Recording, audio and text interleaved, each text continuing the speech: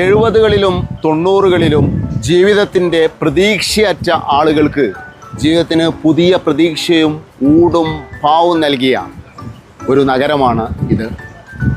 അധോലോക ചക്രവർത്തിമാരായ ഹാജി മസ്താൻ്റെയും കരീം ലാലയുടെയും സാമ്രാജ്യം, ഇന്ത്യയുടെ സ്വന്തം വാണിജ്യ നഗരം.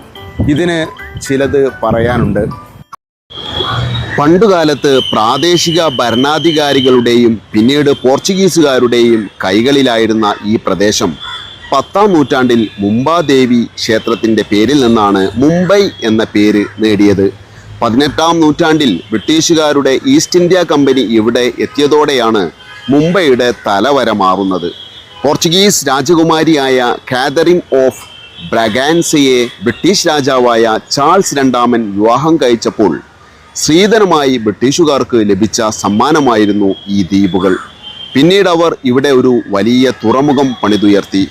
കാലക്രമേണ 7 ദ്വീപുകളും തമ്മിൽ ബന്ധിപ്പിച്ച് കരയാക്കി മാറ്റിയതോടെ ഈ നഗരം ഇന്ത്യയുടെ വാണിജ്യ കേന്ദ്രമായി വളർന്നു. ഇന്ത്യയിലെ ആദ്യത്തെ റെയിൽവേ ഓടിയതും ആദ്യത്തെ സിനിമാ പ്രദർശനം നടന്നതുമൊക്കെ ഈ മണ്ണിലാണ്. ചരിത്രവും ആധുനികതയും ഒരുപോലെ കൈകോർക്കുന്ന അത്ഭുത നഗരം. ചരിത്രം കഴിഞ്ഞാൽ നമ്മൾ തീർച്ചയായും കണ്ടിരിക്കേണ്ട ചില സ്ഥലങ്ങളുണ്ട്.